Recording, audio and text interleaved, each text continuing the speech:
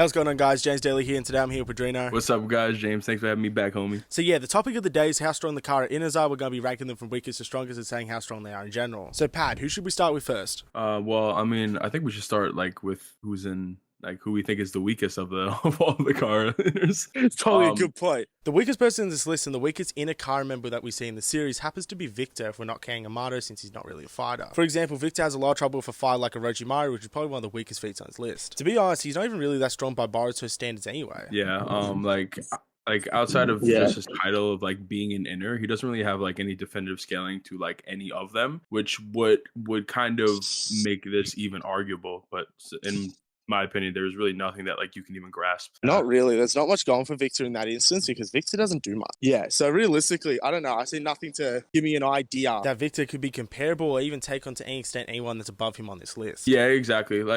When it comes to the other Kara members, you at least have statements or feats in which you could argue relativity to at least certain top tiers or certain, arguable top tiers. Victor just doesn't have any of that. So again, not including Amato, he's just dead last. There's just nothing for him. So yeah, who's next, Padrino? Yeah, so the next pick is actually going to be Boro, which is Boro is kind of in a similar boat, except Boro has actual statements, right? So there are certain things that you could argue off of Boro.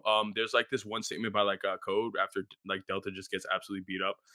He's well, since Delta failed against Naruto, naturally Boro would be the next person. He at least has certain statements. Problem is that he has the anti-feats off of that. He did he was performing really, really well against the new Team 7 plus Kaoki. And he's really really hacked out.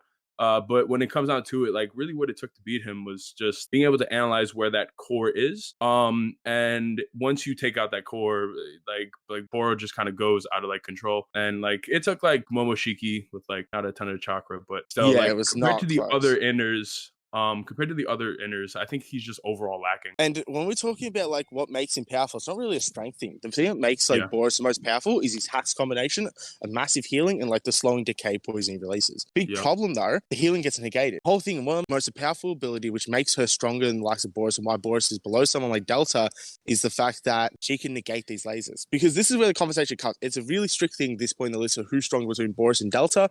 And Delta has the lasers that just negate everything about Boro, which I guess brings us on to our next obvious pick, being Delta. Yeah, so Delta actually has some pretty impressive feats. Now, before people start typing in the comment section saying that we're dumb for bringing this up, we are going to talk about the Naruto stuff. Does she scale to is she fully relative to Naruto? Not really. There are numerous implications, numerous statements from Kaoki, Naruto himself, and just the way that Naruto's fighting, that Naruto is definitely holding back, but she should be superior to a base mode Naruto because she was able to keep up with a stronger version of him. Also, just logic, if Naruto is able to just kind of annihilate Delta in his base form, then what's the point of going into 6-pass stage mode? But it's still impressive. And when we're comparing the two of them, which is what I think people will have the problems with most when it comes to Boro versus Delta, when we're comparing them, you just have to weigh their feats. What is more impressive, keeping up with a holding back Naruto, or kind of getting blitzed by Sarada and then Momoshiki beats him up? But now it's actually Boroshiki beats him up, pretty much no diff too. And of course, as I brought up before, the lasers are super important. Those lasers seem to negate regeneration as they're stated to, which is a direct counter to some of the hacks that Boros has. Now, you could imply the narrative would say that he can overcome these things. Personally, I don't want to go with that. They're stated to negate regeneration. I'd be pretty confident they can negate Boros's. Let's bring us to our next person. Kashi and Koji. Now, Koji does definitely have decent scaling. Felt really confident in beating up Delta when they were about to fight. And then Amato was just we don't really have time for this. Yeah, no, not at all. And also, it does well against a less than 10% Jigen. I think that's the worst feat in the world.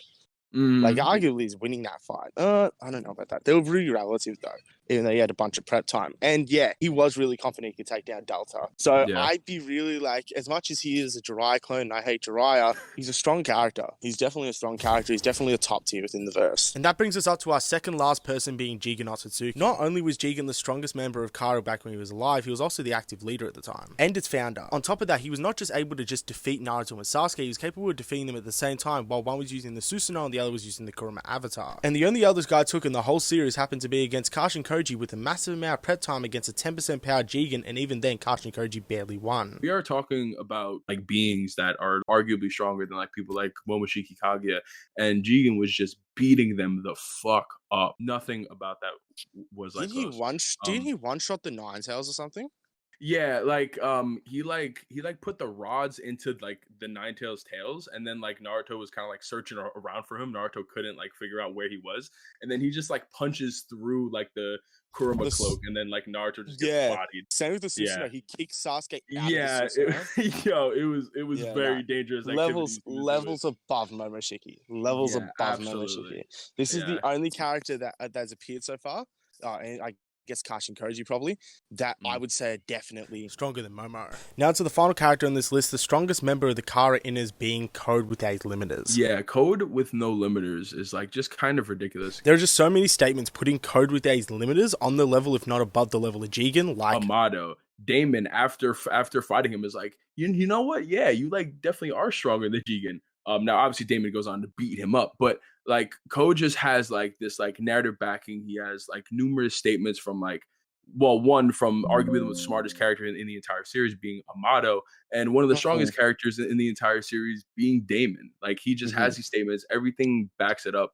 It just seems good. So many times within the Code arc, they use the idea of Jigen's power as a type of pedestal, especially someone like Amado, who represents some of the droids on the level of Jigen, and then says Code with Days limiters over Jigen. It's pretty much just implying this level of God tier. Jigen's the top of top tier, and then anyone above that, like Isshiki or Barrier Mode Naruto, are on the likes of a God tier. So yeah, I'm not just confident that Code is the strongest in the Kara Inners, I'm also confident that he's top 5 in verse bare minimum. Oh, easily, yeah. Code is just kind of just like, it's just pretty much exactly like you said. Code is just like, he is the threshold. Well, sorry, he actually surpasses the threshold of what it means to be like a god tier. Not only that, but like Code's hacks are like also pretty ridiculous too. I mean, like he can like teleport with this like claw marks. His claw marks like pretty much never did like disappear. His claw marks can't be like absorbed by like karma. Like Code also has some ridiculous hacks. He was nothing to like overlook when he was like before the limiters came off. He still fought Boruto pretty well. Yeah. If anything, it's implied by Ida that he's holding back against, or not taking the fight Boruto that easily, or that like a bit carelessly in hindsight, which is why it was looking slightly one-sided. But at the end, it was still relative, even in that condition. So yeah. Code's definitely the strongest. But Padrino, thanks for coming on today. Thank you, everyone. Thanks for having me, homie. Yeah, of course, bro. Leave a like, subscribe, check out Padrino's channel, check out his Twitch, check out his TikTok. Everyone, have a good day. Bye, guys. Much love, everybody. Peace out.